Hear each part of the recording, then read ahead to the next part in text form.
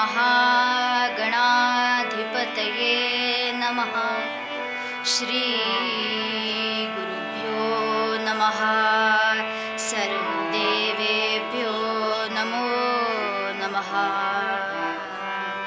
वक्रतुंड महाकाय सूर्यकोटि समप्रभ निर्विघ्नं कुरु मे देव सर्वकार्येषु सर्वदा। शारदा शारदाम्भोजवदना वदनाम्बुजे सर्वदा सर्वदास्माकं सन्निधिं सन्निधिं क्रियात्। नमस्तस्मै भगवते नारदाय महात्मने कामक्रोधविहीनाय ऋषीणां प्रवराय च। मूकं करोति वाचालं पङ्गुं लङ्घयते गिरिं यत्कृपातमहं वन्दे परमानन्दमाधवम्। गुरुर्ब्रह्मा गुरुर्विष्णुः गुरुर्देवो महेश्वरः। गुरुसाक्षात् परब्रह्म तस्मै श्री गुरवे नमः।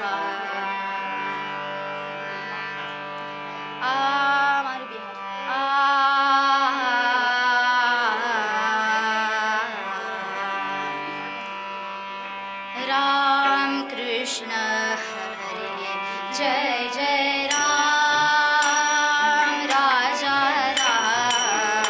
राम कृष्ण हरे जय जय राम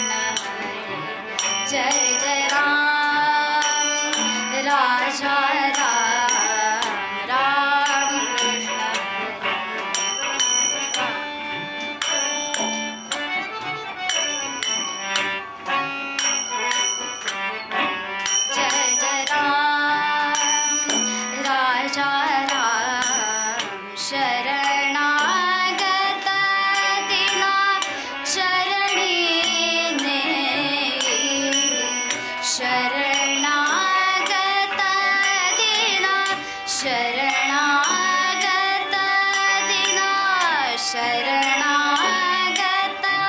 दिना चरणी नेई करुणा दृष्टी निहारी राजा राम राम कृष्ण हरी जय जय राम राजा राम राम कृष्ण हरी जय जय राम राजा राम राम कृष्ण हरी जय जय राम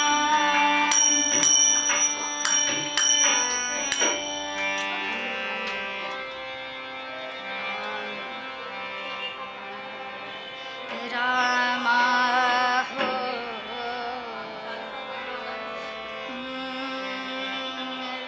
रामा हो जय राम रामा रामा हो जय राम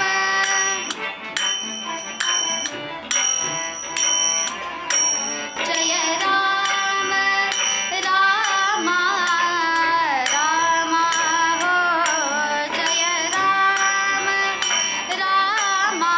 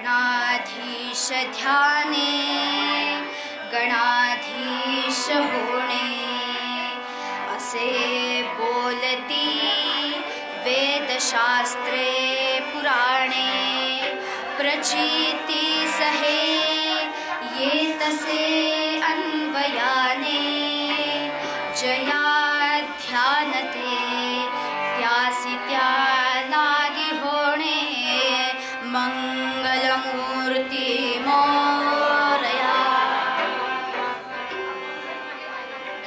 किंबहुना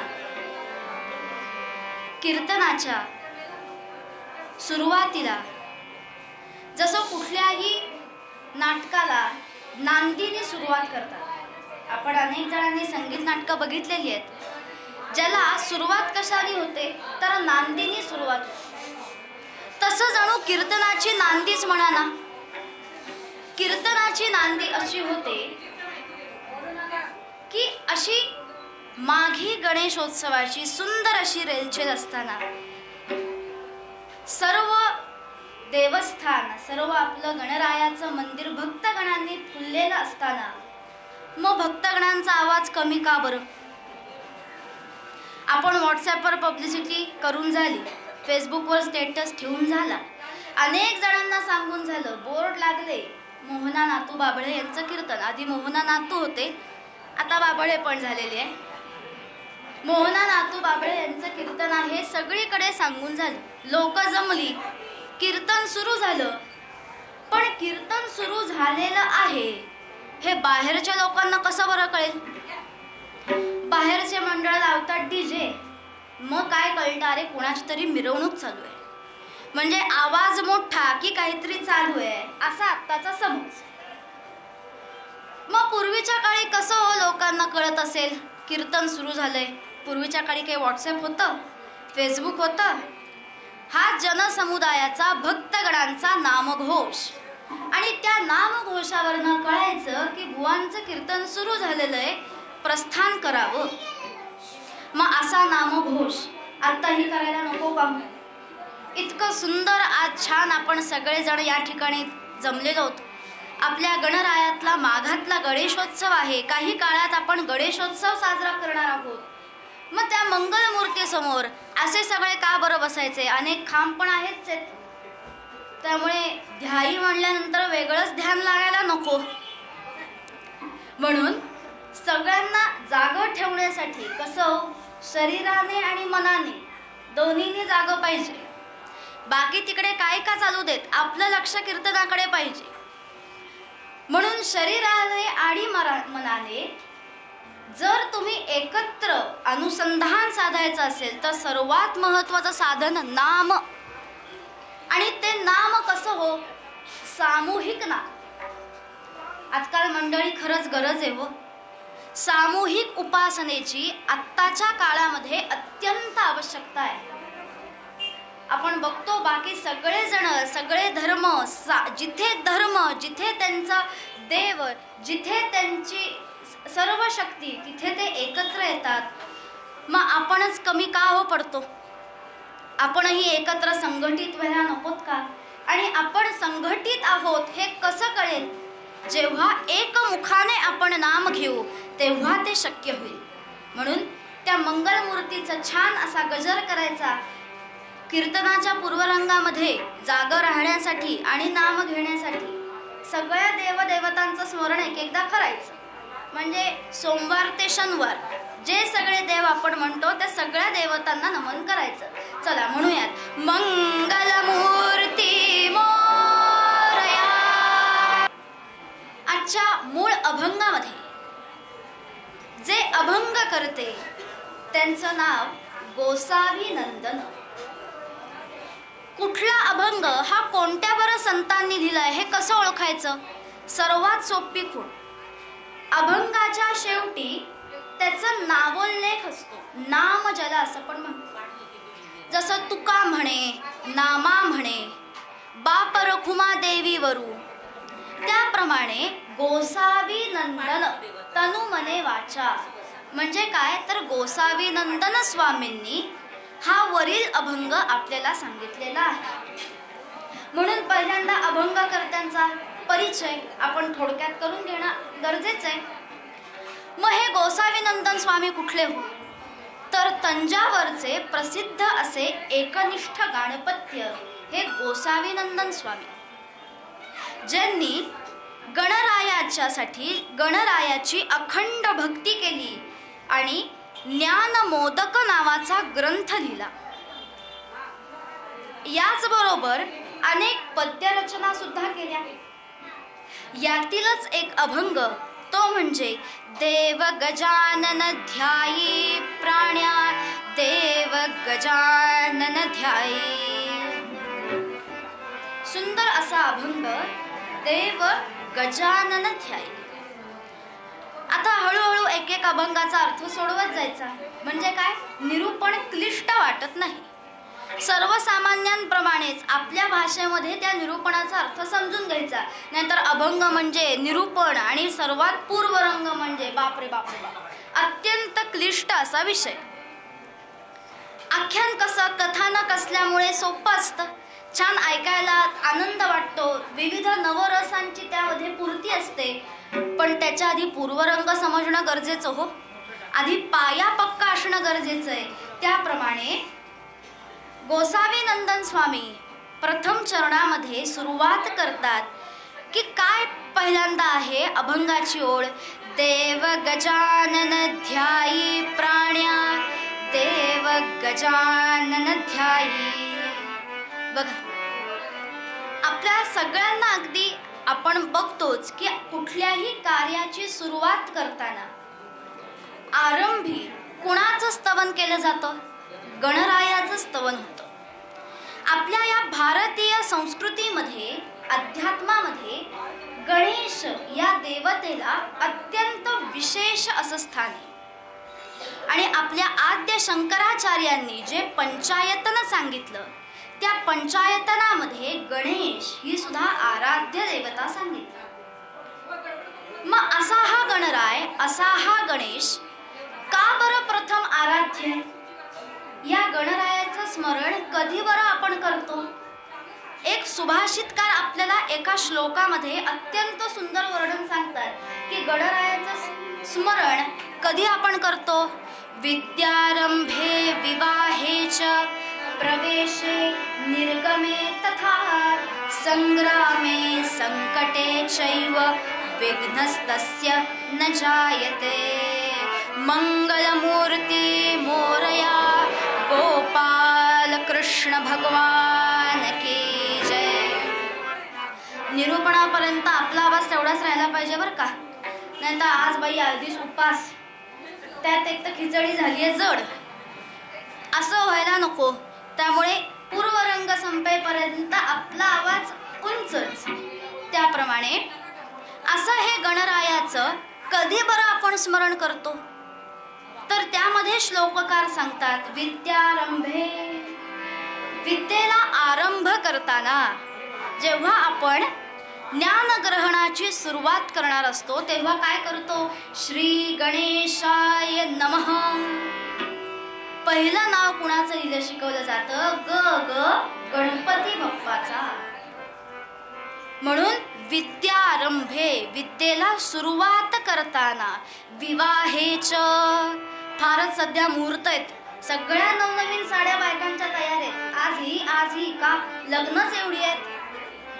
विवाहेच, विवाहाच्या वेळी सुद्धा आपल्या ही गणरायाला तशी प्रथा आहे ना, विवाहाच्या वेळी पहिली पत्रिका आपण कुणासमोर ठेवतो? गणरायासमोर ती लग्न कार्याची पत्रिका ठेवतो.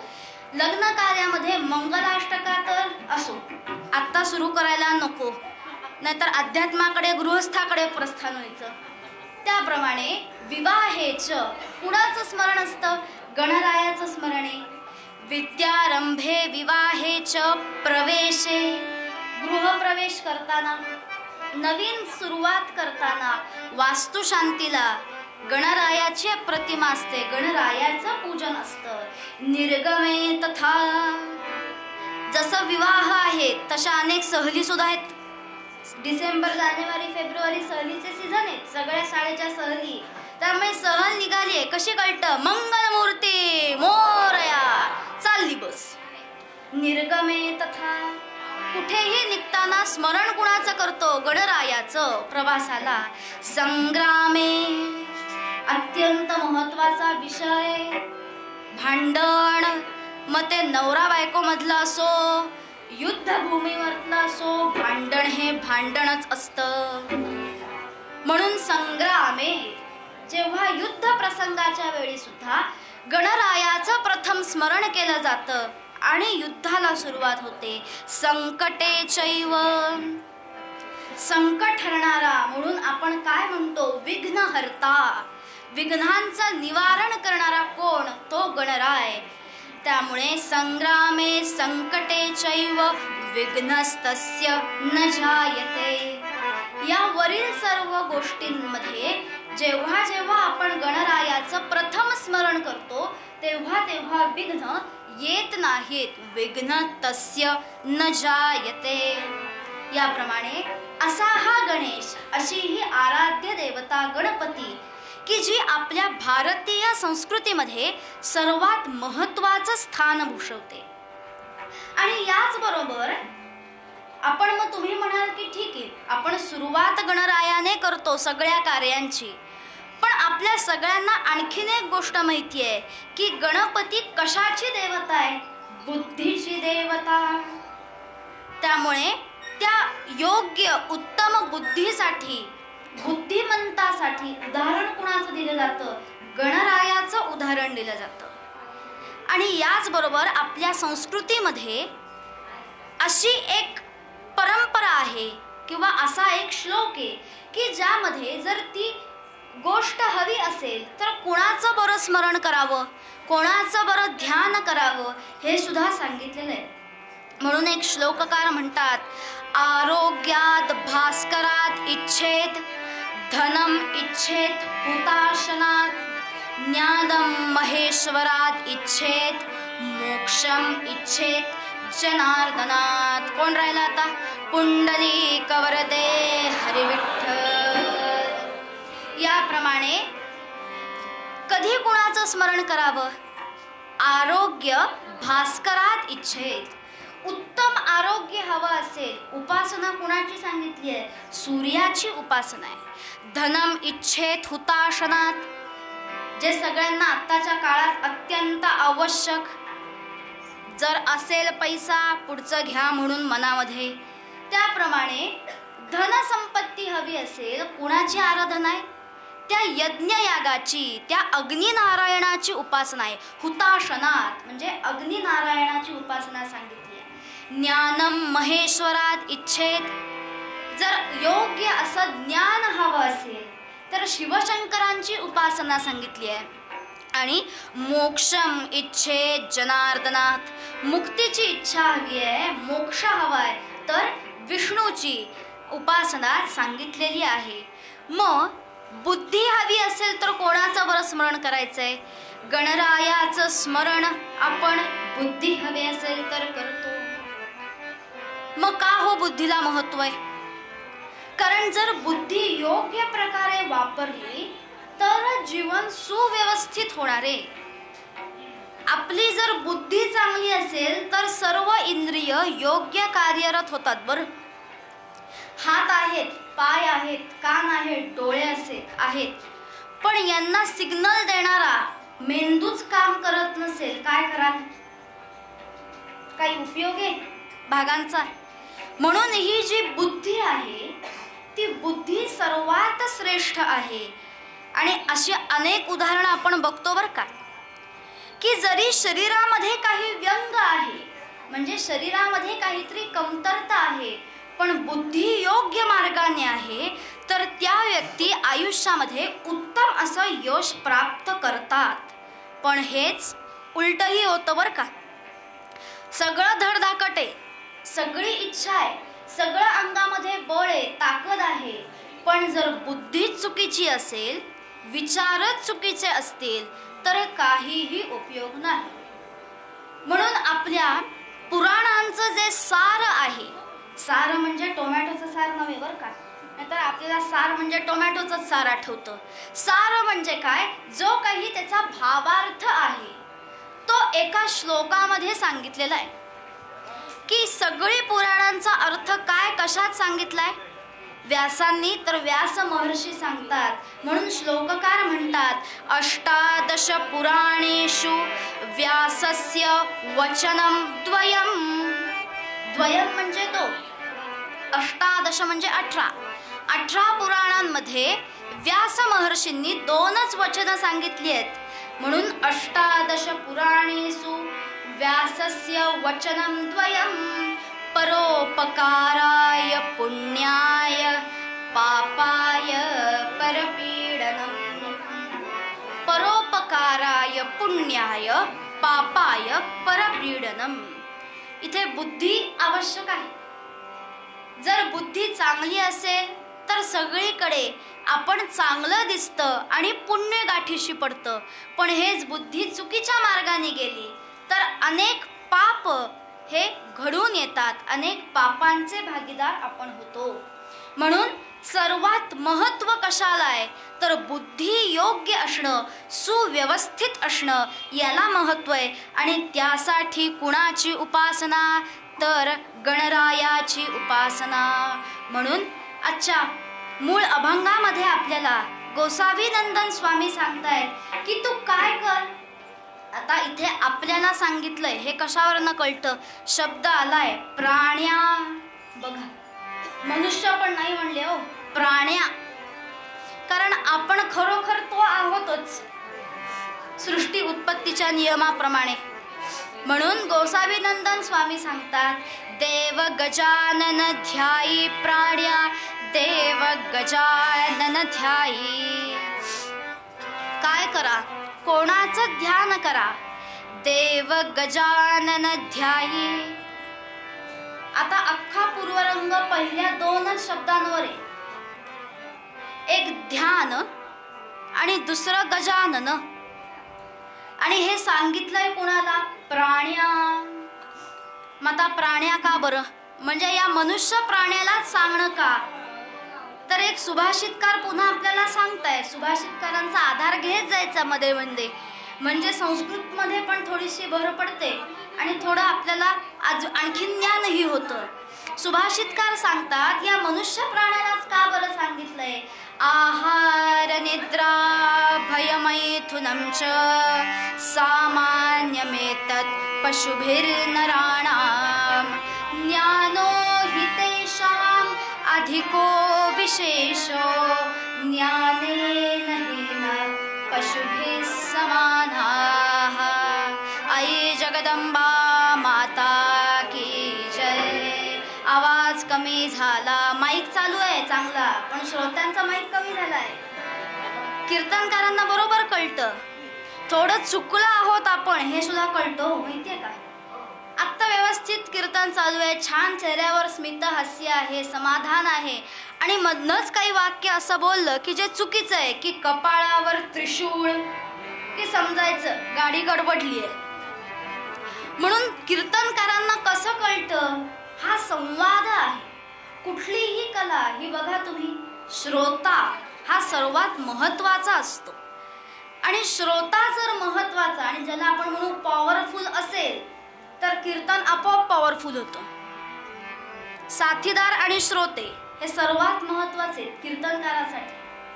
त्यामुळे अशी साथ आपण एकमेकांना कायम द्यायची आहे आणि गजर कायम ठेवायचा. म्हणजे काय सांगितलं? शरीर आणि मन जागं राहतं.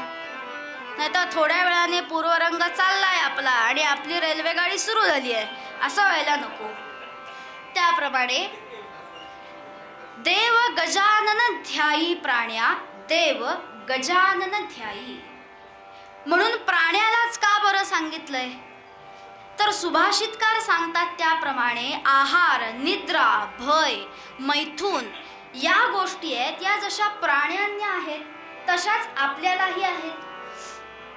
पण एक गोष्ट अशी आहे की जी फक्त मनुष्याला आहे. ज्ञानो हि तेषां, बुद्धी, ज्ञान आणि ती बुद्धी वापरण्याची कला ही फक्त कुणाला आहे? तर त्या मनुष्यालाच आहे. म्हणून त्या मनुष्याला पहिलं सांगणं आहे. कारण हा मनुष्य देह कसा आहे? अहो 84 लक्ष योनी फिरून मिळालाय असं म्हणतात. आता कोण मोजत बसलंय? पण आपल्या पूर्वजांनी सांगितलंय, संतांनी सांगितलंय म्हणून संत वचनांवर विश्वास ठेवायचा. जसं ही तुझी आई आहे असं म्हणल्यावर आपण विश्वास ठेवतो, त्याप्रमाणे संतांनी ज्या गोष्टी सांगितल्या त्यावर कुठलीही शंका न घेता विश्वास हा ठेवलाच पाहिजे. म्हणून 84 लक्ष योनी फिरून हा नरदेह मिळाला आणि म्हणून त्या नरदेहाला प्राण्यालाच सांगणं केलेलं आहे की काय कर, देव गजानन ध्यायी प्राण्या, देव गजानन ध्यायी असं सांगणं. ध्यान करा. कोणाचं करा? गजानन ध्यायी. आणि बघा आपल्याला अनेक ठिकाणी अनुभव येतो की सुरुवात ही गजाननाच्या ध्यानाने होते, गजाननाच्या स्मरणाने केली जाते. मग प्रथम प्रश्न पडतो की ध्यान म्हणजे काय हो? आता प्रश्न पडला, प्राण्या म्हणजे कोण हे कळलं. पूर्वरंग एक एक शब्द सोडवायचा म्हणजे तो सुटला. मग प्राण्या हा शब्द कळलाय, मनुष्य प्राण्याचं ध्यान, मनुष्याला सांगितलंय की तू गजाननाचं ध्यान कर. पण मुळात ध्यान म्हणजे काय? तर एक सुभाषितकार सुंदर सांगतात, एकाग्र चित्तया ध्यानम. एकाग्र चित्ताने जे केलं जातं ते म्हणजे ध्यान. काया वाचा आणि मन पुरुष एकाग्र होऊन जे करी त्या नावे ध्यान. काया वाचा आणि मन हे एकाग्र करून ज्या तत्वाचं चिंतन केलं जातं ते म्हणजे ध्यान. आता काया म्हणजे अर्थात शरीर, वाचा आणि मन, ऑल इज वेल जे म्हणतो ना ते मन. त्यामुळे काया वाचा आणि मन या तिघांनी ज्याचं एकत्रित ध्यान केलं जातं, एकत्रित चिंतन केलं जातं त्याला ध्यान असं म्हणतात. आहे की नाही अवघड?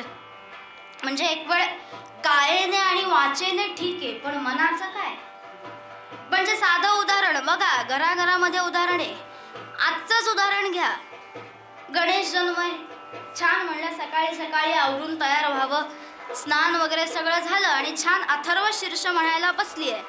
अथर्व शीर्षाचं पठण चालू आहे मनामध्ये, मुखाने, कायेने, कुठे अथर्व शीर्ष आहे, डोळ्याने गणराय दिसतोय.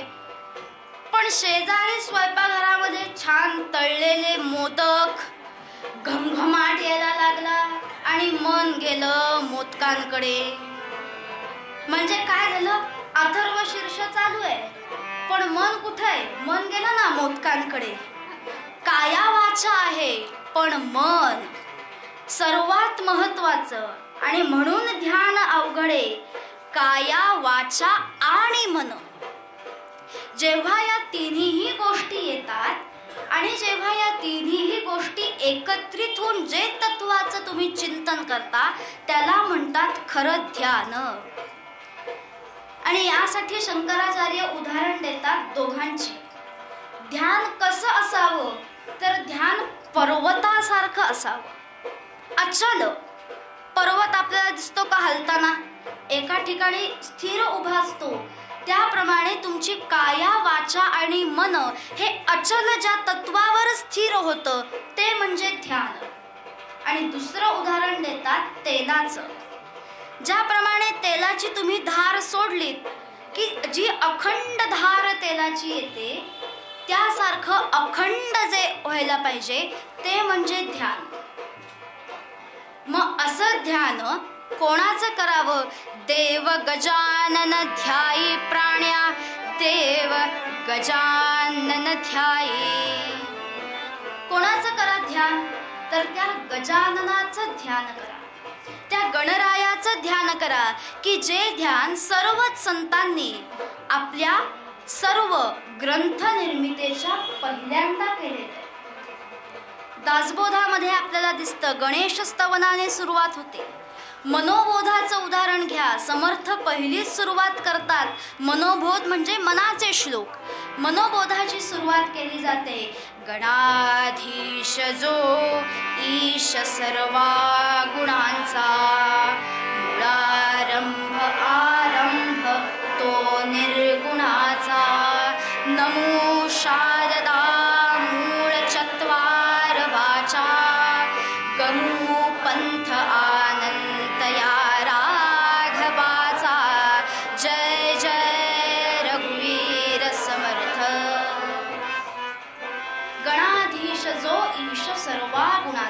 गणरायाची सुरुवात केलेली आहे. गणेश स्तवनाने सुरुवात आहे. आपल्या ज्ञानेश्वरीची सुरुवात कशी होते बरं? ज्ञानेश्वरीची सुरुवात सुद्धा गणेश स्तवनाने होते. ओम नमो जियाद्या वेद प्रतिपाद्या जय जय स्वसंवेद्या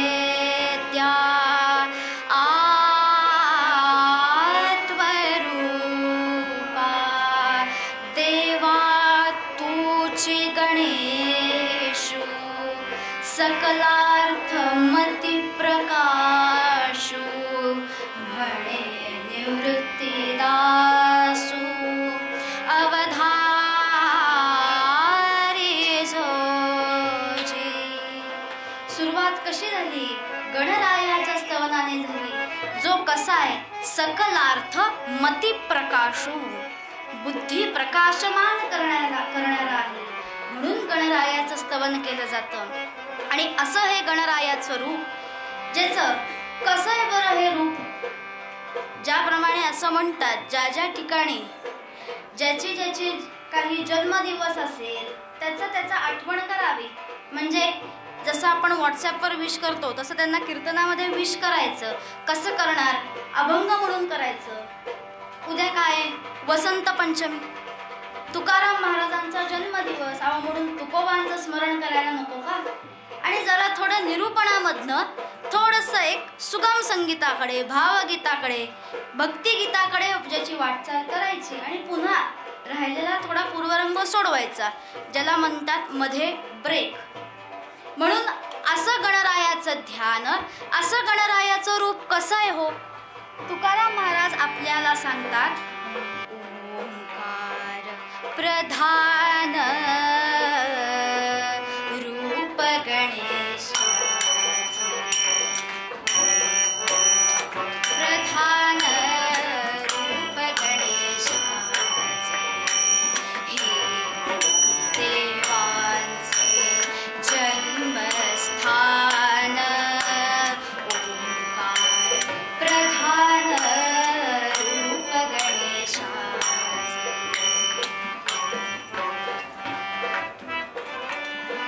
रूप गणेश ऐसे तिन्ही देव जेथोनी उत्पन्न. ऐसे तिन्ही देव जेथोनी उत्पन्न. तो हा गजानन माय बाप. तुका म्हणे ऐसी आहे वेदवाणी. तुका म्हणे ऐसी आहे वेदवाणी. पहावी पुराणी व्यासांची या. ओंकार प्रधान रूप गणेशाचे. आकार तो ब्रह्मा उकार तो विष्णू मकार महेश जाणीला. ओंकार प्रधान रूप गणेशाचे. ओंकार प्रधान रूप गणेशाचे. असे गणराय ज्यांचं स्वरूप ओंकाराचं सांगितलेलं आहे. आणि जे कसे तिन्ही देवांचं स्थान ज्या ठिकाणी आहे असे गणराय. म्हणून त्या गणरायाला काय करा? देव गजानन ध्यायी प्राण्या. देव गजानन ध्यायी. माता कळलं, त्या गणरायाचं स्मरण करायचंय, ध्यान करायचंय. आणि कुणाला सांगितलंय? मनुष्याला सांगितलंय. मग जेव्हा असं गणरायाचं ध्यान होतं तेव्हा पुढे काय घडतं बरं? प्रत्येक अभंग असा सांगतात की जो आपोआप सिस्टमॅटिक सोडवला जातो. पहिल्यांदा सांगितलं एम काय? गणरायाचं ध्यान आहे. आणि कन्क्ल्युजन काय होतं हे आता सांगणार आहेत पुढे. त्यामुळे काय सांगतात? ज्यासी पाहता भवश्रम गेला ते सुख बोलू काही प्राण्या देव गजानन ध्यायी. ज्याचं स्मरण करताना, ज्याला बघितल्यावर, ते रूप डोळ्यासमोर आणल्यावर काय होतं? भवश्रम गेला.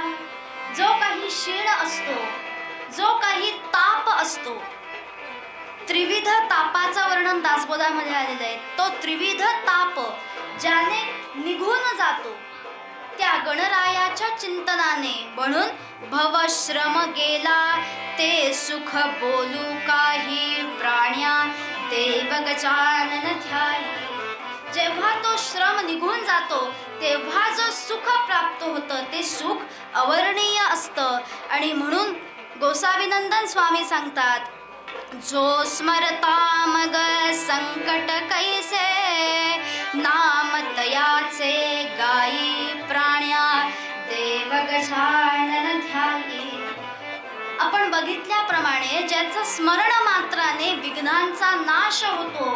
पण कधी होईल हा विघ्नांचा नाश? नाही तर काहीही त्याचं नामस्मरण करायचं नाही. ध्यान सांगितलं तसं काया वाचा आणि मन हे त्या ठिकाणी नाही.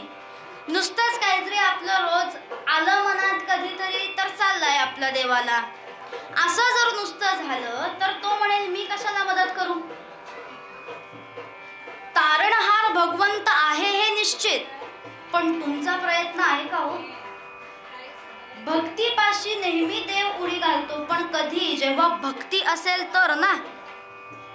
म्हणून गोसावीनंदन स्वामी सांगतात की स्मरण केल्यानंतर तो संकटाचं निवारण करणार हे नक्की, पण कधी?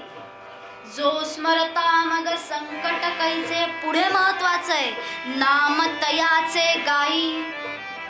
जेव्हा त्याच्या चिंतनामध्ये तू आहेस, ध्यानामध्ये तू आहेस, सतत त्याचं नाम मुखामध्ये आहे, ते रूप डोळ्यासमोर आहे. आणि नेहमी सूत्र लक्षात ठेवायचं, काया वाचा आणि मन, पूर्वरंगाचं हे सूत्र आहे ध्यान. त्यामुळे ज्या सगळ्या गोष्टी, जसं नदी सागराला मिळते त्याप्रमाणे सगळे मुद्दे ध्यानापाशी जाणार. म्हणून नाम कसं? काया वाचा आणि मन हे एकाग्र करून घेतलं तर ते नाम. आणि जेव्हा असं नाम तू त्या गणरायाचं घेशील तेव्हा तो नक्कीच संकटांचं निवारण करेल. आणि याला प्रूफ कोणाचं हो? आजकालच्या जगात प्रूफ महत्वाचं नाही का? सगळीकडे तुला मी असं म्हणालो नाही, बोललो, तुला मी असं म्हणालो, हे कशावरनं कळेल? काय प्रूफ आहे तुझ्याकडे? म्हणून संत सुद्धा म्हणतात, पुढचं कलियुग आम्हाला माहिती आहे, आधीच प्रूफ आम्ही देऊन ठेवतो.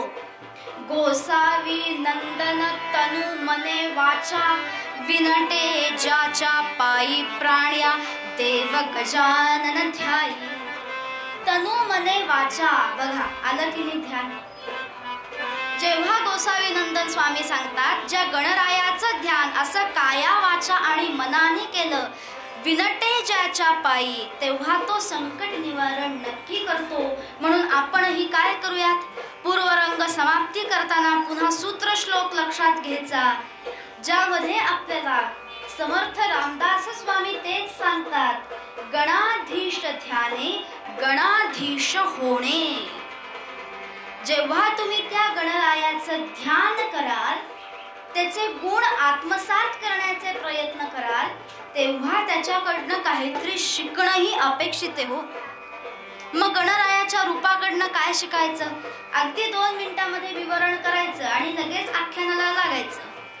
नंतर आज अरे 7 जरा वाजत आले, ही सिरियल जाईल, ती सिरियल जाईल, नको. असं शनिवार असले तरी आपले महासंगम चालू असतात.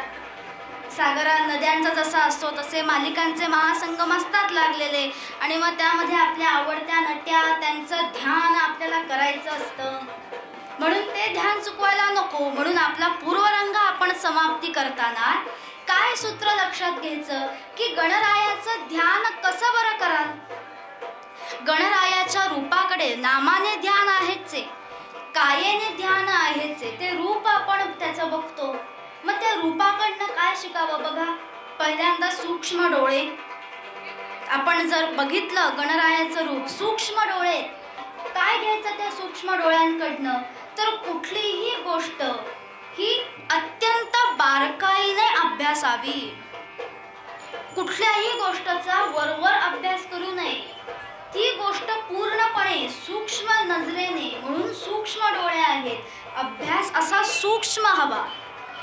म्हणून सूक्ष्म नजर, बारीक डोळे, कान कसे सुपासारखे कान आहेत. काय येथे दाखवलं जातं? अनेक गोष्टी ग्रहण केल्या जातात, पण सूप कसं असतं आपण बघतो. जे चांगलं धान्य आहे ते वेगळं होतं. पाखडतो ना सूप. आजकालच्या मुलांना सूप म्हणजे मांचाव सूपच वाटतं. ते सूप नव्हे हो. सूप म्हणजे आपल्यामध्ये सूप जे असतं त्याप्रमाणे, जशी पाखडणी सूप करतं त्याप्रमाणे कानाने सगळं ऐका. जे जे आहे ते सगळं ऐकणं अपेक्षित आहे, पण ती पाखडणी करता आली पाहिजे. काय वाईट ते टाकून द्या, चांगलं आहे ते आपल्या जवळ ठेवा. म्हणून सुपासारखे कान आहेत. शुंड, सोंड कशी आहे, वक्र आणि कशीही वळणारी आहे. आजकालच्या म्हणतो ना आपण, अहो जरा फ्लेक्झिबिलिटी आणा व्यायामामध्ये पण बरं का. अंग लवचिक असलं पाहिजे. नाहीये ते सोडा, फ्लेक्झिबिलिटी. म्हणून ज्याप्रमाणे लवचिकता ही कशी पाहिजे, वागण्यामध्ये सुद्धा फ्लेक्झिबल असणं आवश्यक आहे. काही गोष्टींमध्ये आपल्याला ॲडजस्टमेंट करावी लागते. हे सुंडेकडनं शिकावं, सोंडेकडनं शिकावं. जी वक्र आहे आणि कशीही फिरणारी आहे, लंबोदर आहे. आपण म्हणतो अनेक चुका पोटात तो घालतो. का तर तो आपला मायबाप आहे. पण म्हणून सारख्या चुका करायच्या का? नाही. पण ती भावना ठेवायची, कोणी चुकलं माकलं तर ये उद्या बघतो तुझ्याकडे, असं नको. तुम्ही 2 तुम्ही 4 असा खेळ नको.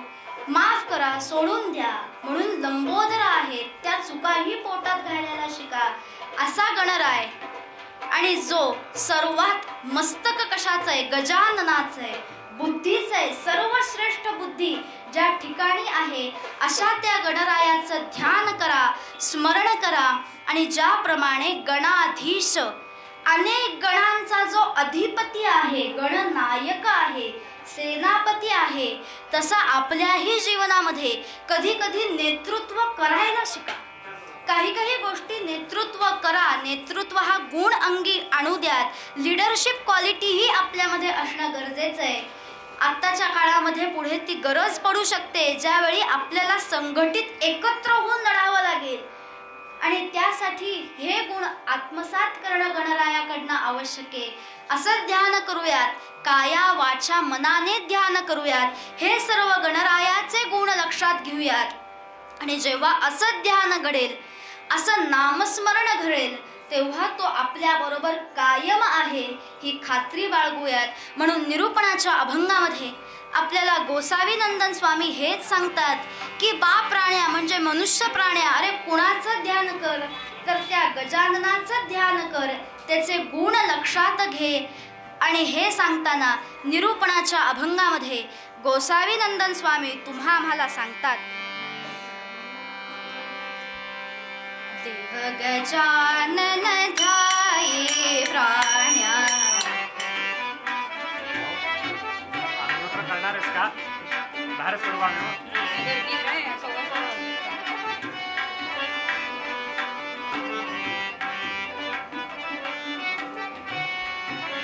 प्राण्या देव गजानन ध्याये प्राण्या, जासी पाहता भवश्रम गेला.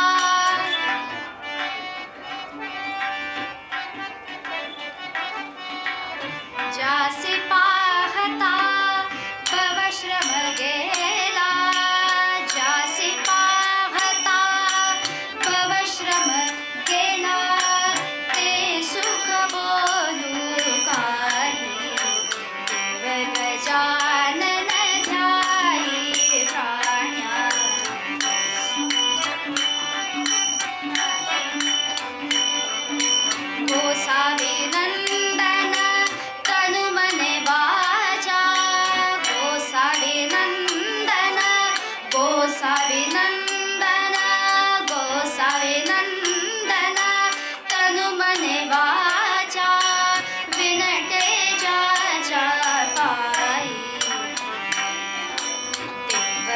गजानन ध्यायी प्राण्या देव गजानन ध्यायी प्राण्या देव गजानन ध्यायी गजानन ध्यायी गजानन ध्यायी. पूर्वरंगाच्या मध्ये नारदीय कीर्तनाप्रमाणे नारदीय कीर्तनामध्ये आपण सर्वच जाणता, पण तरी सुद्धा दोन भाग, पूर्वरंग आणि उत्तररंग. ज्याप्रमाणे आपल्या सिनेमाला इंटरव्हल असतो, तो इंटरव्हल म्हणजे मध्यंतर. सोपं सर्वात. एक भाग झाला, आता दुसरा भाग. पण पूर्वरंगात आपण चिंतन मांडलं. आता त्याप्रमाणे काही डोक्याला क्लेश नाही, ताप नाही, फार ग्रहण करण्याची हे नाही, निवांत ऐकायचं. का? सगळ्यांचा आवडता विषय गोष्ट. कथा भाग याप्रमाणे त्याप्रमाणे सगळ्या रसांनी परिपूर्ण असलेलं असं कीर्तन, ज्यामध्ये उपदेश सुद्धा आपण शिकतो. त्यामुळे मध्यंतरामध्ये त्या गणरायाचं काही काळ स्मरण करायचं आणि आपल्याला सांगितलेलं सूत्र लक्षात ठेवायचं. काया वाचा आणि मन कुठे हवं? मंदिरामध्ये हवं, गणरायाच्या चरणी हवं. म्हणून छान सगळे आपण नामस्मरण करणार आहोत आणि सगळ्यांना मोठ्याने कळू द्यात की इथे कीर्तन चालू आहे. कारण काय, आपली पब्लिसिटी आपणच करावी. मोठे मोठे डीजे साऊंड लागतात तेव्हा कळतं, पण त्यापेक्षा आपलं मधुर चिंतन बरं. मग आपणही आपल्याकडे जी सगळी ताकद आहे आणि छान मुखाने त्या गणरायाचं नामस्मरण करायचंय आणि माघातल्या गणेश जन्माला सुरुवात करायची आहे. पुढे छान पाळणं आहे, अनेक कथा आहे, ती सगळी ऐकायची आहे. काळजी करू नका, वेळेत कीर्तन संपवणार आहे. डिस्क्लेमर सांगावं लागतं मध्ये मध्ये, नाहीतर काय आपलं चाललंय टाळ्या वाजवा हसा, आपलं नको, आपलं सांगून ठेवावं त्याप्रमाणे. म्हणून त्या गणरायाचं छान ध्यान करूयात. एका हाताने, दोन्ही हातांनी टाळी छान वाजवूयात आणि त्या गणरायाचं स्मरण अपेक्षित त्याप्रमाणे करूयात आणि आख्यानाकडे वळूयात. मी एक ओळ सांगेन, माझ्या मागे आपण ती ओळ म्हणाल.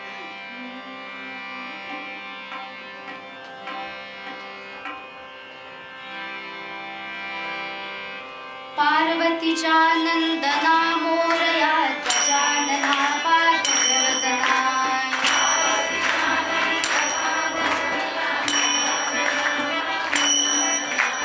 पार्वतीच्या नंदना मोरया गजानना पाठ जगदना.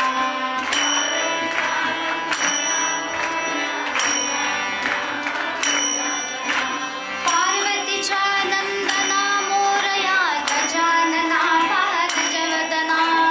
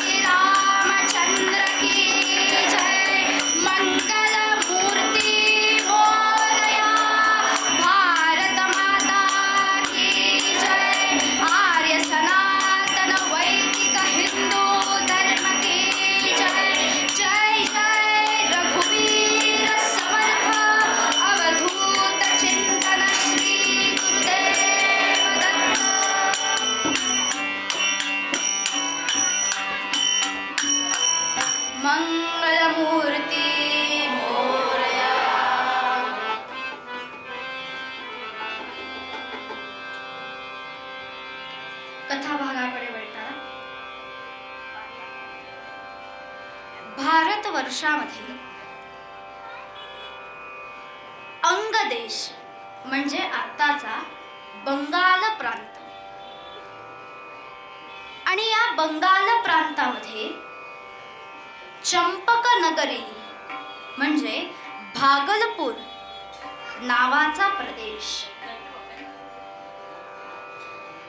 या प्रदेशामध्ये रुद्रकेतू नावाचा अत्यंत तपस्वी असे विश्राम करत होते, राहत होते आणि त्यांची पत्नी सुद्धा त्यांना अनुकूल अशीच शारदा.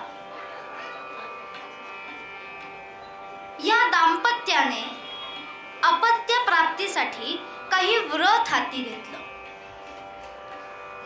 पण घडलं असं की इंद्रिय निग्रह दोघांनाही राहिला नाही आणि ते व्रत पूर्ण होण्याच्या आतच पती पत्नींचा समागम झाला आणि त्याचं फळ विपरीत जन्माला आलं. म्हणून आपल्याला संत वचन सांगतं, शुद्ध बीजापोटी फळे रसाळ गोमटी. आणि त्यासाठी इंद्रिय निग्रह आवश्यक, पण बुद्धी वक्र झाली आणि विपरीत फळ जन्माला आलं आणि जे फळ असं होतं, उत्तान बने आए जरबे भान ये त्याच समान. उत्तान बने आए जरबे भान ये त्याच समान. मग झाले हो जुळे पुत्र बहुशूर उत्तम मत्सरी क्रूर. ते ठेवियले नाव सुरांतक त्याचे नरांतक दुसऱ्याचे. चल हिमालयावर जाऊ शिवशंकर नयनी पाहू. तप करीती भाऊ भाऊ वर मिळविला जिंका लोकही दीन. फळ येई त्याच समान, फळ येई त्याच समान, फळ येई त्याच समान. फळ विपरीत आलं. या रुद्रकेतू आणि शारदेला 2 पुत्र प्राप्त झाले आणि ज्यांची नावं त्यांनी देवांतक आणि नरांतक अशी ठेवली. आता ही दोघही जण मोठी झाली आणि दोघांच्याही मनामध्ये विचार आला की हिमालयावर जाऊयात, कैलासामध्ये आपण जाऊयात आणि जिथे शिवशंकरांचं विद्यापीठ आहे, जिथे अनेक शिष्यगणांना ज्ञान दिलं जातं, ते ज्ञान ग्रहण करायला आपण जाऊयात. म्हणून दोघही जण तिथे गेले, शिवशंकरांची उपासना केली, उग्र अशी तपश्चर्या केली, सर्व ज्ञान संपादन केलं आणि त्या ठिकाणी त्यांची मैत्री काही असु देशातील लोक आणि काही असुर देशातील लोक या दोघांशी झाली. आपण म्हणतो संगती कधी वेळी घातक ठरते, त्या प्रकारे त्यांची बुद्धी वक्र झाली आणि आता त्यांच्या मनामध्ये विचार आला की अरे, आता तर आपण एवढं ज्ञान प्राप्त केलं, एवढी विद्या संपादन केली, शिवशंकरांचा आशीर्वादही प्राप्त केला, जिंका लोकही तीन. भोळाराम सदाशिव प्रसन्न झाले, आशीर्वाद दिला, तिन्ही लोकांचं राज्य तुम्ही जिंका. आणि आता हे देवांतक आणि नरांतक उन्मत्त झाले, मनामध्ये विचार करू लागले की या असुर देशातील लोकांना, या असु देशातील लोकांना, या आपल्या मित्रांना एकत्र घ्यावं, एक संघटना तयार करावी आणि सगळ्या त्रैलोक्याचं राज्य काबीज करावं. त्या प्रकारे या नरांतक आणि देवांतकाने सगळं राज्य काबीज केलं. सगळं त्रैलोक्य आपल्या अधीन करून घेतलं आणि हुकुमशाही सुरुवात केली. अनेक ठिकाणी चालू असणारे यज्ञ याग बंद पाडले. बुद्धी असुर झाली, बुद्धी फिरली, बुद्धी भ्रष्ट झाली. म्हणून सगळ्या यज्ञ यागादी क्रिया बंद करून टाकल्या. कुठेही धर्माचरण, योग्य धर्माचरण तिथे पाबंदी लावली. आणि म्हणून या देवांतक आणि नरांतकाचं असं भयानक राज्य बघून सर्व देवांनी आपापली स्थानं सोडली आणि दुसरीकडे भारताबाहेर देवादिगण, ऋषीगण सगळे येऊन निवास करू लागले. या देवांतक आणि नरांतकाने कसं बरं राज्य सुरू केलं? तातडीची आज्ञा काढली हो,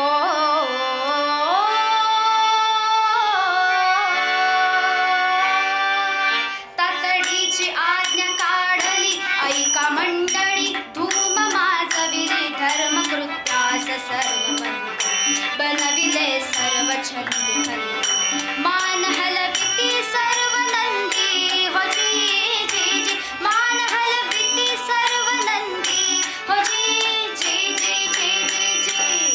करू नका पूजा देवाची, करू नका पूजा देवाची, यज्ञ यागाची ध्यान धारणेची आरती देवाची.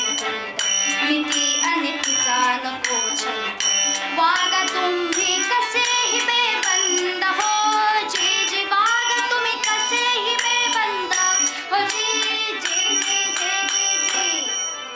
अशी या देवांतक आणि नरांतकाने उन्माद माजवला. यज्ञ यगादी क्रिया बंद पाडल्या. धर्म कार्य ज्या ठिकाणी सुरू असेल ते बंद पाडलं.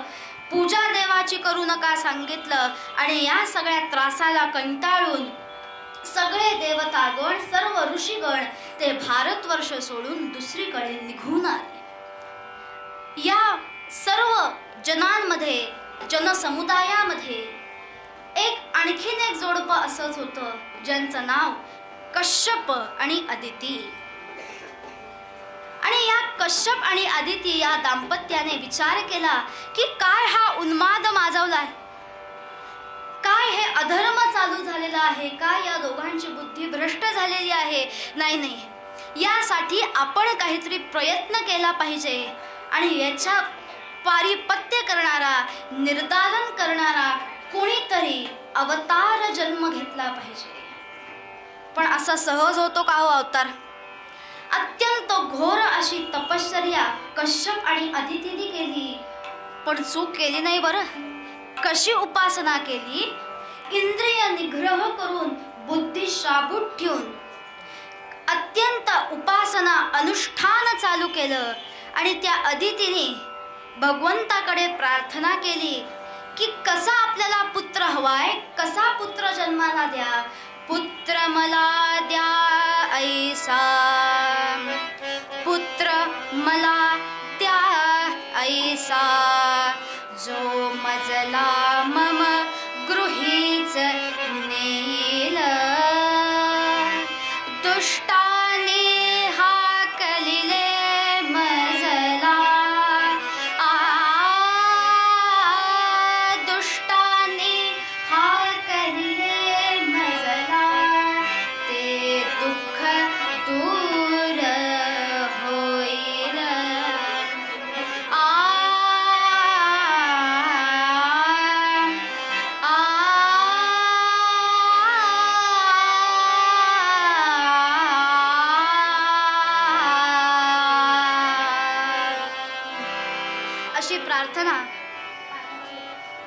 अशी प्रार्थना या अदितीने केली.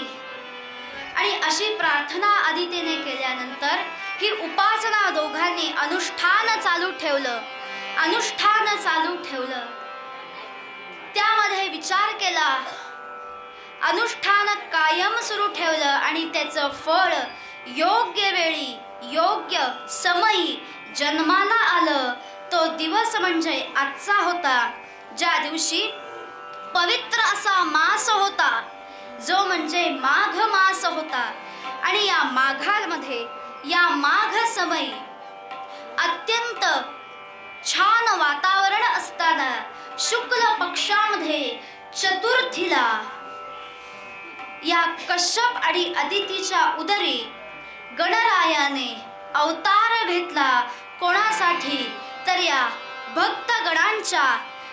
भक्तगणांचं संरक्षण करण्यासाठी गणरायाने त्या ठिकाणी अवतार घेतलेला आहे. ज्याप्रमाणे गणरायाने अवतार घेतला आणि हा गणरायाचा अवतार या माघ मासामध्ये शुक्ल पक्षी चतुर्थीला झालेला आहे. कसा होता हा अवतार? अमर कुसुम घन वर्षती,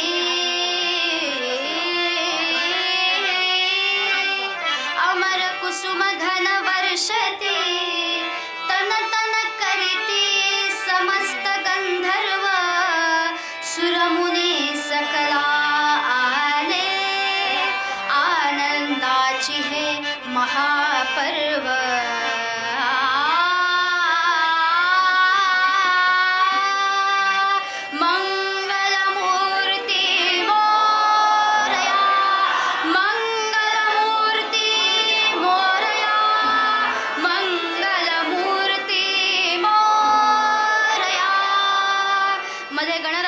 स्मरण करायचं आणि काही काळ स्मरण करून असं हे सुंदर गणरायाचं स्मरण झालेलं आहे.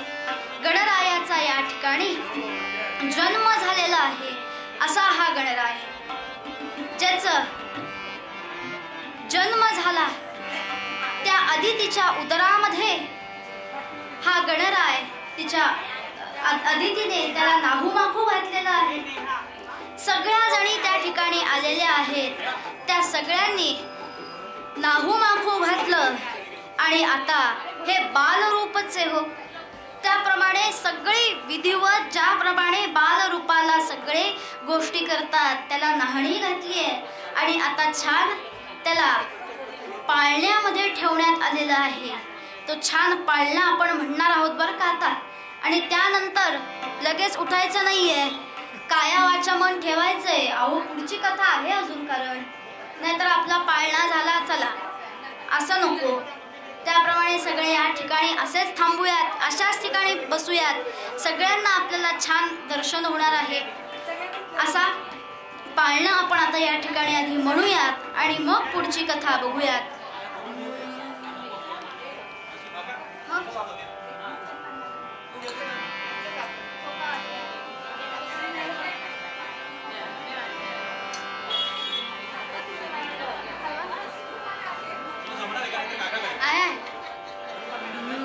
म्हणते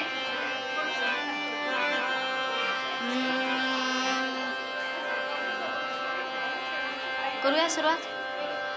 जो जो जो जो रे गजवदना मयूरेश्वर सुख सदना. जो जो जो जो रे गजवदना मयूरेश्वर सुख सदना. निद्रा करी बाळा एक रदना सकळादी गुण सगुणा. जो जो जो जो रे गजवदना मयूरेश्वर सुख सदना. निद्रा करी बाळा एक रदना सकळादी गुण सदना. गंधस्थळ शुंडा सरळी सिंदूर चर्चुनी भा.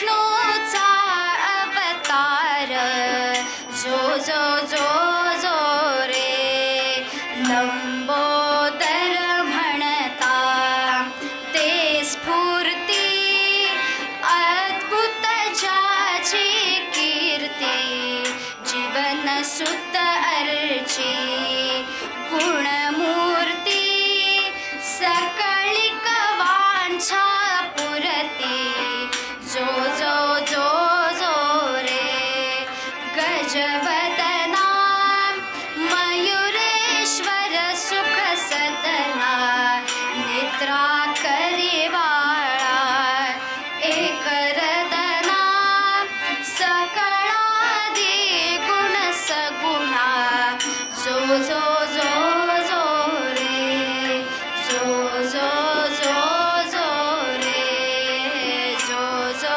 जो जो रे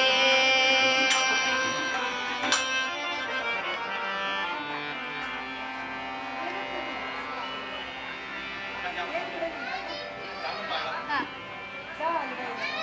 चालेल काका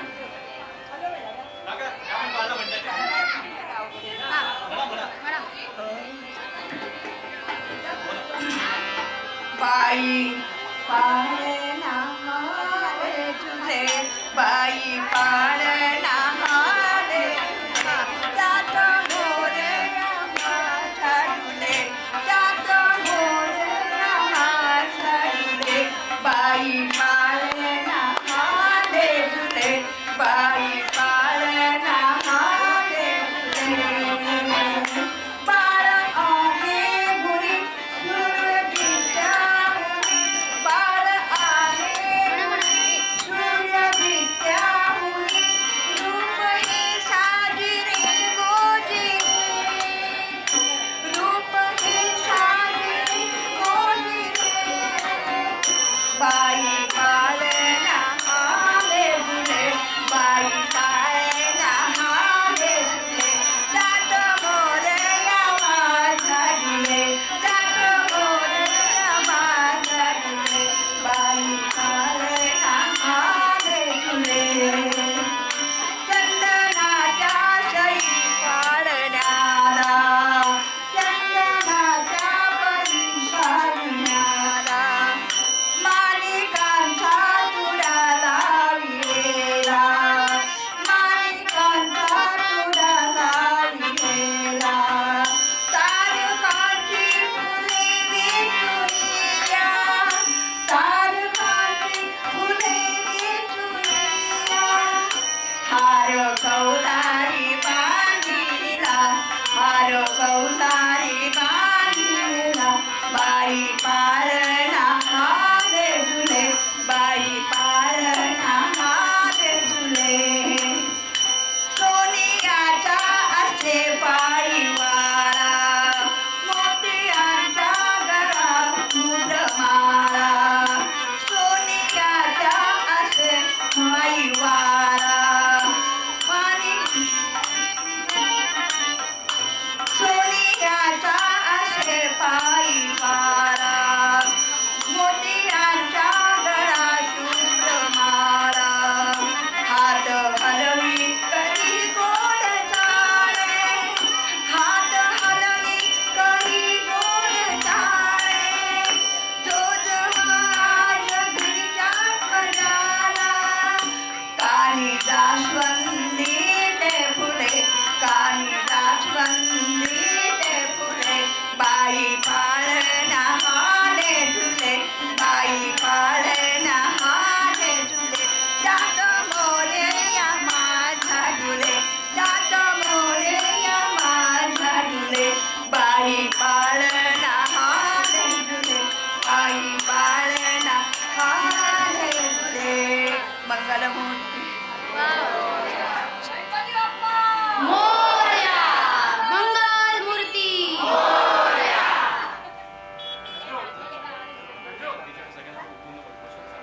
याप्रमाणे पाळणा झालेला आहे पण कथानक सुरू आहे बरं का. परत कीर्तनामध्ये बॅक टू मोड लगेच स्विच करायचा आपला. त्याप्रमाणे असं या गणरायाला पाळण्यामध्ये घातले. त्या गणरायाचं छान त्याला नाहू माकू घालून पाळणा झाला. आणि आता ज्याप्रमाणे चंद्राची एक एक एक एक कला वाढते त्याप्रमाणे हा गणराय आता मोठा होऊ लागला. त्याचं नामकरण झालं आणि नाव ठेवलं महोत्कट. का हो महोत्कट? तर त्याने महान उत्कट असं काम केलं म्हणून त्याचं नाव ठेवलं महोत्कट विनायक. कीर्तन पुढे चालू आहे त्यामुळे सर्वांनी पुन्हा बसून घ्यावं. 15 मिनिटाचाच अवधी आहे, काळजी नसावी. पण या महोत्कटाचं कार्य काय ते तर कळलं नको का हो? पाळण्याला आपल्याला सगळ्यांना नंतर वेळ मिळणार आहे. सर्वांनी बसून घ्यावं.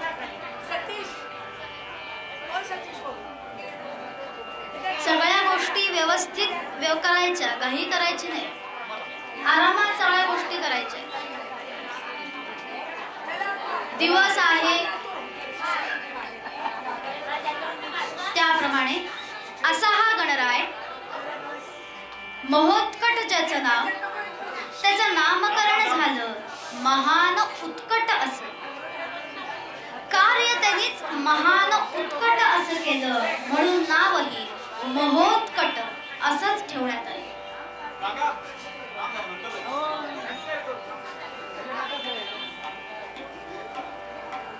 महान उत्कट कार्य केलं म्हणून महोत्कट नाव ठेवण्यात आलं. चंद्राच्या कलेप्रमाणे हा गणराय मोठा झाला आणि आता आपल्या सर्व संस्कारांप्रमाणे सर्व संस्कार त्याच्यावर करण्यात आले.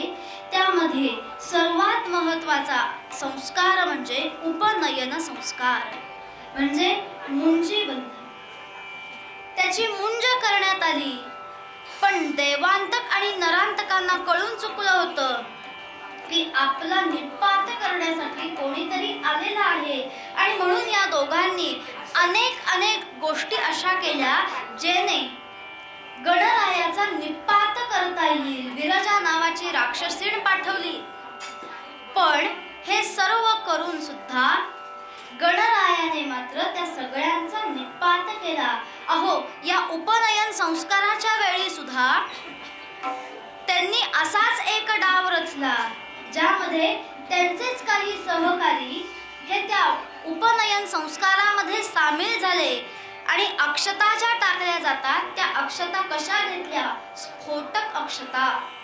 म्हणजे ज्यांनी काही अपघात होऊ शकतो, इजा होऊ शकते त्याला, अशा अक्षता हातामध्ये घेतल्या आणि त्या टाकल्या. पण तरी सुद्धा या अवतार कार्याने, या महोत्कटाने त्यांना ओळखलं आणि त्यांना यमसदनाला पाठवलं. हे त्याचं सगळं गुणवर्णन बघून, शौर्य बघून देवादिदेव सगळे संतुष्ट झाले आणि सगळ्यांनी जसं लहान मुलाला चांगलं काही काम केल्यावर कसं बक्षीस देतो आपण, आता त्यावेळी बक्षिसं वेगळी होती पण ते तेव्हापासून चालत आलेलं आहे. काही कौतुकाची थाप म्हणून, चांगलं काम केलं म्हणून सगळ्या देवदेवांनी आत्ताच्या काळामध्ये त्याला आपण बक्षीस म्हणून अशी बक्षीस त्याला देऊ केली. काय होती बरं ती बक्षीस? बघा, ती पुढे आयुध म्हणून सुद्धा आहेत बरं का आणि वाहन म्हणून सुद्धा आहेत. काय दिली बक्षीस?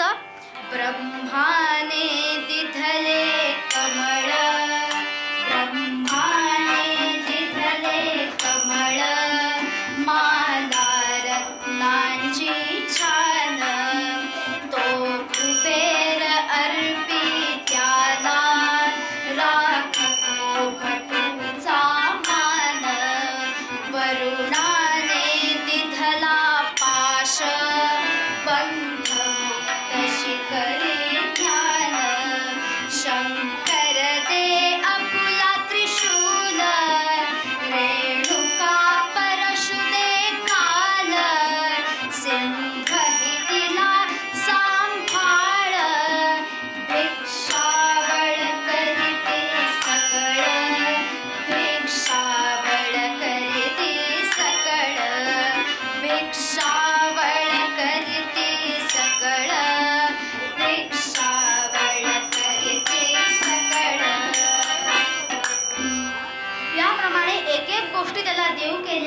आणि आपण मगाशी ऐकलं पारायण समाप्ती करताना गुरुजींनी सांगितल्याप्रमाणे या अवतारामध्ये गणेशाचं वाहन उंदीर आहे का? नाही, तर वाहन सिंह आहे.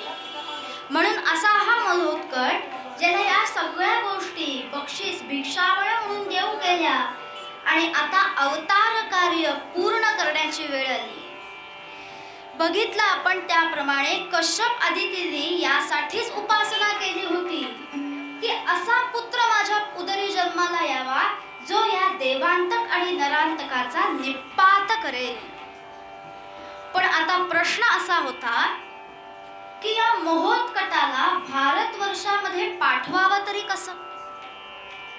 आख्यान आपण सर्वांनी नीट ऐकलंय तर त्यात आपल्याला वाक्य आलं होतं की सर्व देवादिगण ऋषीगण भारतवर्ष सोडून दुसऱ्या ठिकाणी निवास करायला गेले आणि हे नरांतक आणि देवांतकाने राज्य कुठे केलं तर भारतवर्षावर केलं.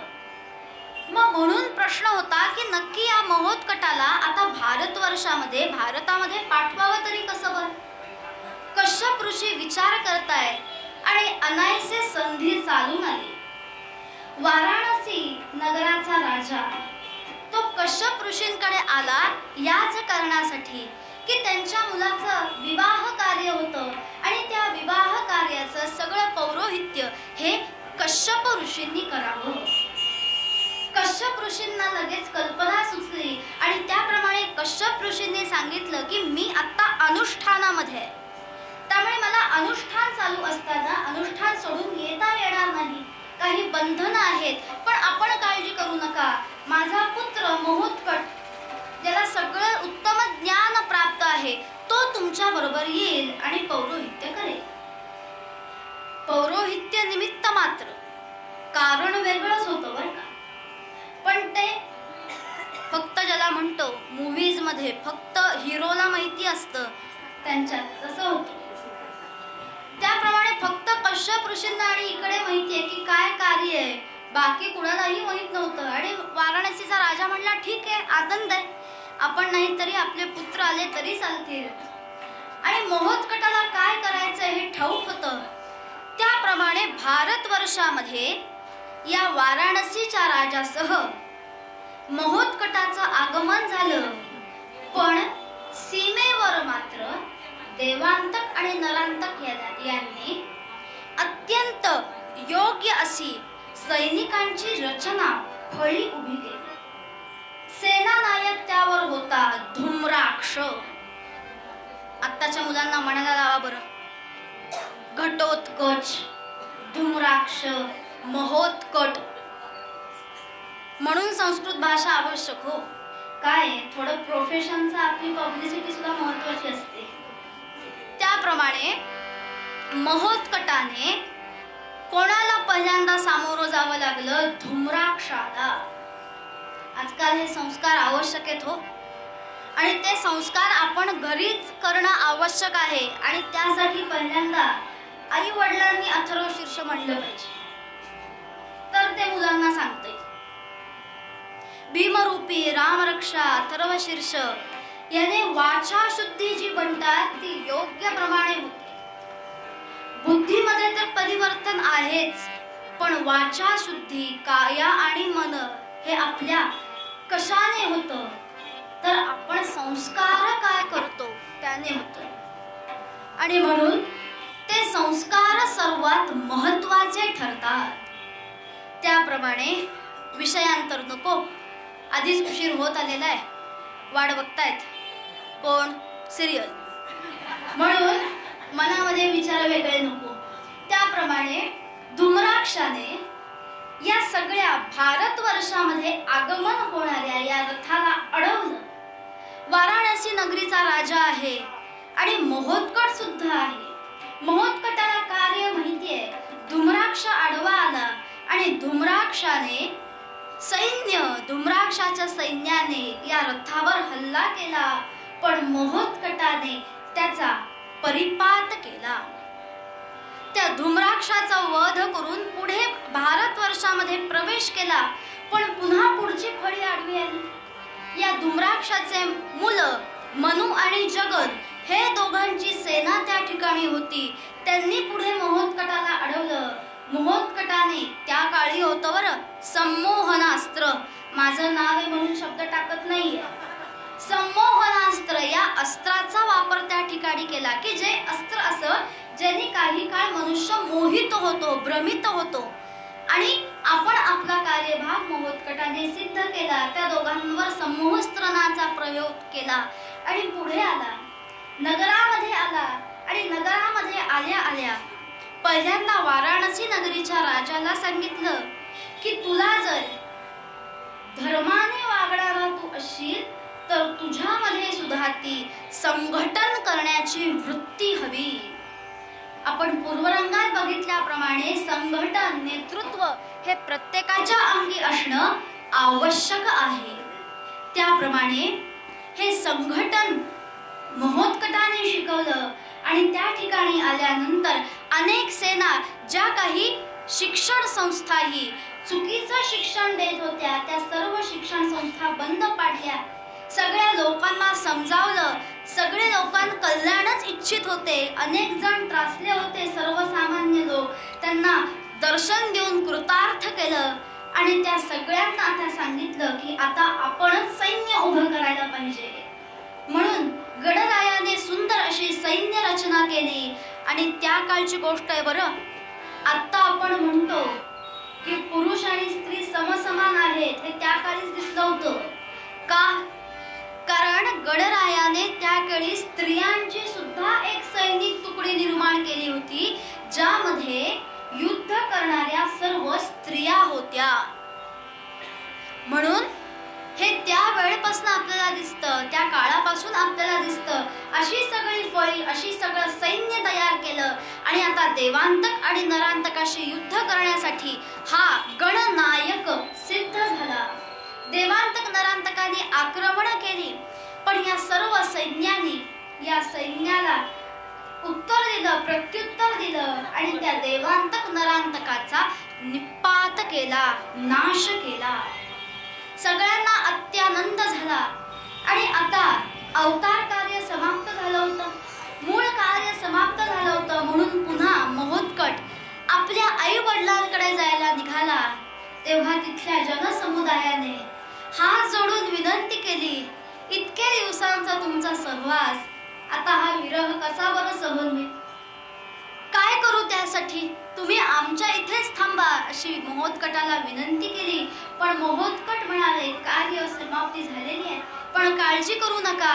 तुम्ही काय करा, मूर्ती बसवा माझी, मूर्ती बसवा माझी, निषदिनी पूजा तुम्हास सुखवीन, मंगल मूर्ती बदली, मंगल मूर्ती बदली, मंगल कीर्ती जगात घडवीन. महोत्कटाने सांगितलं त्या सर्वसामान्यांना, काळजी करू नका, माझ्या मूर्तीची प्राणप्रतिष्ठा करा, त्या आराधना करा, त्याचं ध्यान करा. मी सदैव तुमच्या चित्तात मध्ये आहे, सदैव तुमच्या ठिकाणी आहे, असं महोत्कटाने सांगितलं. आणि देवांतक आणि नरांतकाचा निपात करून पुन्हा भारत भूमीवर, भारतवर्षावर देवांचं राज्य आलं, योग्य राज्य, धर्माचं राज्य आलं. आणि अशी सगळं अवतार कार्याची ही कथा आज या माघी गणेश जन्माचं प्रयोजन म्हणून आपण श्रवण केली. मग यातून काय हो आपण घ्यायचं? यातून काय हो आपण घ्यायचं? नुसत्याच कथा ऐकायच्या का स्वातंत्र्य सैनिकांच्या, या अवतार कार्यांच्या? तर त्यातनं काही ना काहीतरी गुण, काही ना काहीतरी आत्मसात करणं आवश्यक आहे. तर ते या कीर्तनाची फलश्रुती आहे. जी गोष्ट आपण आत्मसात करू, मग काय आत्मसात करावं तेही आपण सांगूया. पूर्वरंगात बघितलं की काया वाचा मनाने त्या गजाननाचं ध्यान करा. कसं? शरीर, वाचा आणि मन एकत्र हवं बरं. आणि आपण ज्याप्रमाणे बघितलं की गणराय ही बुद्धीची देवता आहे. जर बुद्धी सुव्यवस्थित असेल तर जीवन समृद्ध होईल. पण पण तीच जर बुद्धी वक्र झाली, भ्रष्ट झाली तर जीवन अधोगतीला जातं. उदाहरण देवांतक आणि नरांतक यांचं आहे. विद्याभ्यास केला होता म्हणजे बुद्धी नव्हती असं होतं का? नाही, बुद्धी होती पण बुद्धीचा वापर चुकला. हे गणरायाने दाखवून दिलं की बुद्धीचा वापर योग्य पद्धतीने करा. आजकाल अशी अनेक ठिकाणं आपण बघतो, हो अनेक जण बघतो. आत्ताच आपण सगळेजण अनुभव घेतो. गणरायाच्या 10 दिवसात म्हणा, आत्ता म्हणा, की फक्त माघी गणेश जन्मोत्सव किंवा गणेशोत्सव हा त्यामध्ये आपल्याला नाचता यावं, आपल्याला चांगलं खाता पिता यावं म्हणून करावा का? त्या गोष्टी अंडरलाईन तेच चाललंय ना. आपण बघतो 10 दिवस गणपतीचा झाल्यानंतर दुसऱ्या दिवशी रस्त्यांवरची अवस्था आपण बघितलेली आहे. मग गणराय हे सांगतो का? ज्याप्रमाणे पूर्वरंगात बघितलं की तुमच्याकडे सगळं तुम्ही शरीराने धडधाकट आहात पण तुमची बुद्धी जर चुकीची असेल तर काही उपयोग नाहीये. म्हणून उत्सवामध्ये असू द्यात गणरायाचं ध्यान करा पण दिखावा म्हणून नको. नाहीतर गणेशोत्सवामध्ये गणरायाची मिरवणूक काढायची आणि गाणं वाजतंय मेहू डॉन. कोण डॉन कुणाला माहिती, पण या जगाचा डॉन जो आहे तो सगळं बघतोय बर का, आणि तो हे सगळं लक्षात घेतोय. त्यामुळे बुद्धी कशी आहे त्यावर सगळं महत्वाचं आहे. म्हणून दिखावा म्हणून कुठलीही गोष्ट करू नका. आपल्या मनामध्ये ते काया वाचा मनाने आपण त्या ठिकाणी एकाग्र असणं की बस तुम्ही ते साधलंय. आणि हे गणराय सांगतात की बुद्धी योग्य ठेवा, बुद्धी सुव्यवस्थित नीतीच्या मार्गाने ठेवा. असे हे गणराय जे हा सर्व संदेश देतात. म्हणून गोसावी नंदन स्वामी सुद्धा सांगतात की अशा मनुष्य प्राण्या जो हा दुर्लभ असा नरदेह लाभलाय तो अशामध्ये वाया घालवू नकोस रे, अशात वाया घालवू नकोस. फक्त काही उत्सव आले, शिवजयंती आली की तेवढ्या पुरतच राजांचं नाव घ्यावं का? राजांनी जे सांगितलंय ते आत्मसात का करायला नको? तो नेतृत्व गुण आपल्यामध्ये का बरं नको? आणि तो नेतृत्व गुण म्हणजे असा मारामारीचा नको बरं. सगळ्यांना सामूहिक घेणारा, सामावून घेणारा गुण असावा. या सगळ्या गोष्टी आपण लक्षात ठेवाव्या आणि यासाठी आपल्या ध्यानामध्ये रममाण राहावं, नामाची उपासना करावी. आणि या सगळ्या बरोबर आणखीन एक छोटं निवेदन. मध्यंतरामध्ये मला ते सांगता आलं नाही पण या ठिकाणी आपण बाहेर नित्ययज्ञ अग्निहोत्र नावाचा विधी केला जो स्वामी समर्थ पीठावरचे चौथे सत्पुरुष अक्कलकोट निवासी परम सद्गुरू श्री गजानन महाराज यांनी सांगितलेलं आहे. कशासाठी? आत्ताच्या काळात प्रदूषण ही सर्वात गंभीर समस्या आपल्या सर्वांनाच माहिती आहे आणि त्यासाठी सुद्धा हा नित्ययज्ञ अग्निहोत्र नावाचा विधी अत्यंत फायदेशीर आहे. आणि त्याचबरोबर आपल्या उपासनेसाठी जे आपल्या ऋषींनी सांगितलेलं आहे त्या ऋषींनी सांगितल्याप्रमाणे त्या उपासनेसाठी हा नित्ययज्ञ अग्निहोत्र नावाचा विधी आपल्याला गजानन महाराजांनी सांगितलाय. पूर्वी आपण त्रेताग्नी विस्तार ऐकला असेल, त्याचंच आपल्या इथे छोटं स्वरूप जे अक्कलकोट पीठावरून शिवपुरी या यज्ञनगरीवरून महाराजांनी आपल्याला सांगितलंय त्याचंही आचरण आपण करूयात. त्याचे 5 नियम आहेत. अगदी एका मिनिटामध्ये निवेदन आहे. जास्ती माहिती आपल्याला हवी असेल तर या ठिकाणी माझे काका श्री मंदार नातू आलेले आहेत, माझे वडील आहेत शैलेंद्र नातू, यांच्याकडनं आपण माहिती घेऊ शकता. त्या 5 नियमांमध्ये बसतो पिरॅमिड आकाराचं पात्र, ते तांब्याचं किंवा मातीचं, गोवंशाच्या गोवऱ्या, गोघृत, अखंड तांदूळ आणि सूर्योदय सूर्यास्ताचं अचूक पालन. सूर्योदय सूर्यास्ताचं का बरं? कारण सूर्योदयामुळे जेव्हा आपल्याला सूर्यामुळे सगळं जग चालतं आणि जेव्हा सूर्य अस्ताला जातो तेव्हा प्रकाश कोण देतं? अग्नी देतो. म्हणून सूर्योदय सूर्यास्ताला या सूर्याची आणि अग्नीची उपासना आहे. मंत्र म्हणायचे आणि स्वाहा म्हणल्यानंतर आहुती द्यायची. सूर्योदयाचा मंत्र सूर्याय स्वाहा सूर्याय इदं नमः, प्रजापतये स्वाहा प्रजापतये इदं नमः. आणि सूर्यास्ताचा मंत्र अग्नये स्वाहा अग्नये इदं नमः, प्रजापतये स्वाहा प्रजापतये इदं नमः. आपण जे पात्र आहे त्याच्यामध्ये अग्नी प्रज्वलित करायचा गोवऱ्यांनी. त्याला प्रज्वलनासाठी आपण तूप वापरू शकतो. तुपात भिजवलेली फुलवात, गोवरी किंवा आपल्याला भिडसेनी कापूर मिळतो किंवा गुगुळ याचा वापर करून प्रज्वलित करून अग्नी प्रज्वलित करायचा. आणि वेळेच्या आधी जशी असेल सूर्योदय सूर्यास्ताप्रमाणे आपल्याला वेळ निश्चित झालेली असते. अक्षांश रेखांशाप्रमाणे प्रत्येक ठिकाणीची वेळ वेगवेगळी असते. पुण्याची वेगळी येईल, साताऱ्याची वेगळी येईल. त्याप्रमाणे ती वेळ बघून अग्नी प्रज्वलित करून आपल्या 5 बोटांमध्ये मावतील अशा अक्षता द्यायच्या. त्याला थोडंसं तूप लावायचं, 2 भाग करायचे आणि जे मंत्र सांगितले त्यामध्ये जो स्वाहा आहे त्याला ती आहुती द्यायची. इथे हा अग्निहोत्र विधी समाप्त होतो. याचे सायंटिफिक सुद्धा परिणाम आहेत. प्रणय अभंग यांनी यावर PhD केलेली आहे की अग्निहोत्रा आधी असणारे त्या वातावरणामध्ये जे घातक असलेले जंतू आणि त्यानंतर झालेला परिणाम यासाठीही हा यज्ञ आवश्यक आहे. नित्य यज्ञ म्हणूनही आवश्यक आहे. आपली उपासना म्हणून आवश्यक आहे. आपल्याला मग हेच करायचं का नाही? आपल्या नामाबरोबर आपण हे करायचं असं काही नाही. आणि धर्म अजिबात नाही, स्त्री पुरुष कुठलाही बंधन नाही. अखिल मानव जातीसाठी सांगितलेला हा विधी आहे. त्यामुळे फक्त मनामध्ये आणा, आपण हा विधी आपण करू शकता. अधिक माहिती आपण घेऊ शकता. याप्रमाणे असं हे गजाननाचं ध्यान करा, काया वाचा मनाने करा. आणि त्याला हीच प्रार्थना करा की आपली बुद्धी कायम सुव्यवस्थित राहो, आपले विचार कायम योग्य रीतीने जावो. यासाठी त्या गणरायाची उपासना करायची, आराधना करायची. मुखामध्ये कायम त्याचं नामस्मरण करायचं. हाच विषय आशय घेऊन या ठिकाणी कीर्तनाची समाप्ती करायची.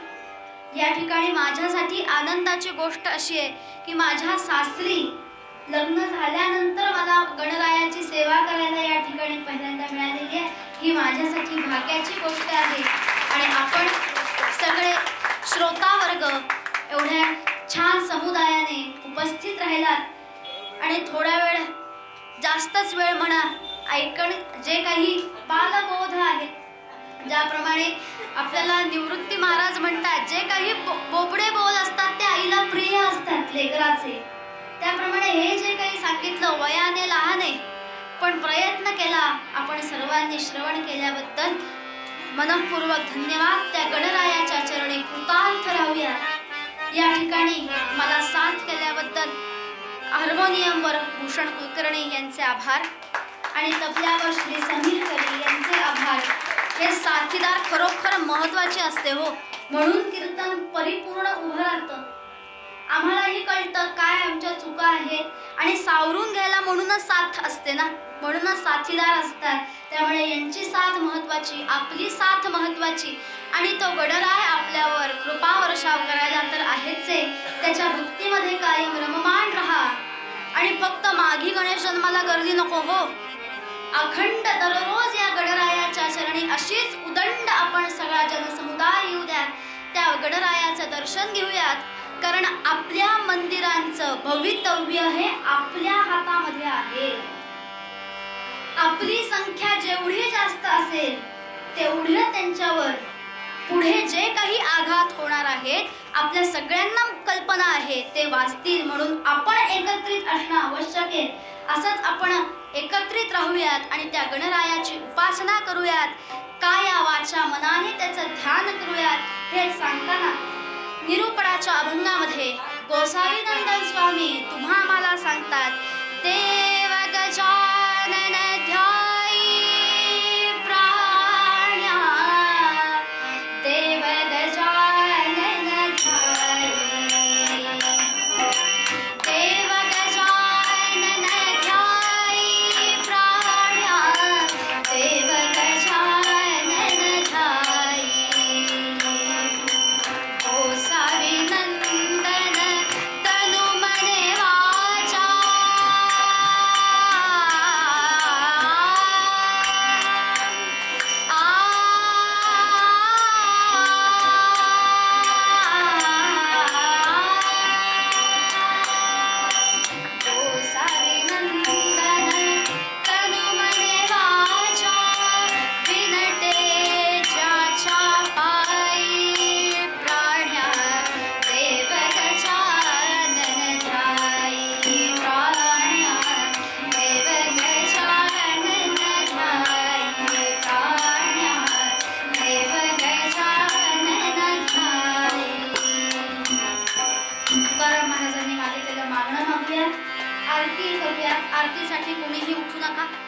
ठिकाणी आहोत त्या ठिकाणी बसूयात.